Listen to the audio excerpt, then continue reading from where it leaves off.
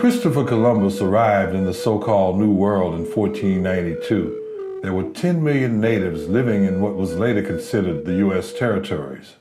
Due to the diseases the Europeans brought, an outright genocidal slaughter for land and riches, by 1900, there were less than 300,000 natives. Beginning in the early 1900s, as a military man, then as President of the United States, Andrew Jackson oversaw the brutal ethnic cleansing of the eastern United States and the Mississippi Valley. Jackson started with the Seminoles, then the Chickasaw, the Choctaw, the Creek, then the Cherokee. Thousands and thousands of natives died as they were forced all the way west to Oklahoma. The European colonialists repopulated the land with African slaves. The rich class, even back then, turned Thomas Jefferson's ugly vision of empire for liberty into the ruthless Cotton Kingdom. Since those days, every single treaty made between the natives and the United States has been broken. Fast forward to 2016.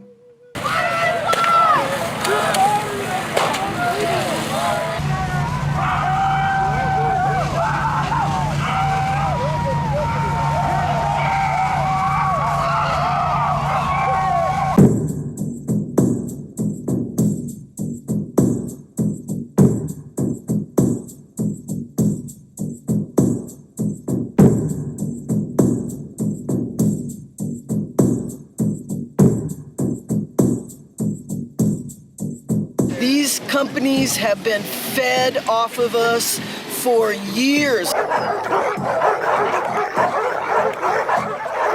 The Dakota Access Pipeline and what it represents, the oil and gas industry, capitalism, the colonization. Colonization is an act of war on our people. The Dakota Access Pipeline, it goes through 4 different states: North Dakota, South Dakota, Iowa, and Illinois. We had about 20 cops there pointing guns at us, loaded rounds, live rounds. It's important that we literally seize the time with these coalitions. I know a lot of people may say, well, I want to wait till I get myself straight before I make this trip down Standing Rock, so on and so forth. The colonized community in particular must recognize that there are no guaranteed tomorrows. There are no guaranteed tomorrows. And in addition to that, there are no guaranteed tomorrows. A climate like this, the masses of people on the ground from the valley are able to have these type of conversations again on our terms. So it's imperative that we stress this.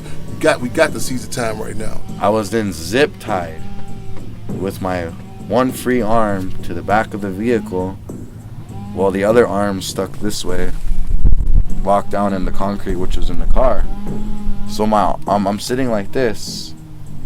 Mind you, I sat like that for 5 hours. They want to keep that pipeline of money coming into them. This is about greed. This is purely greed. Everything stems from money right now and greed. There's also going to be other people who are impacted, such as anybody who depends on the Missouri River and the Mississippi River.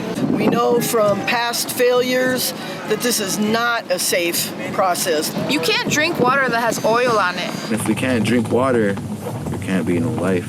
Pipelines are not safe. Their failure rate is high. We don't need pipelines. We don't need fossil fuels. We need to start investing in renewable energy. Start thinking more about solar energy, wind power. It's a great thing.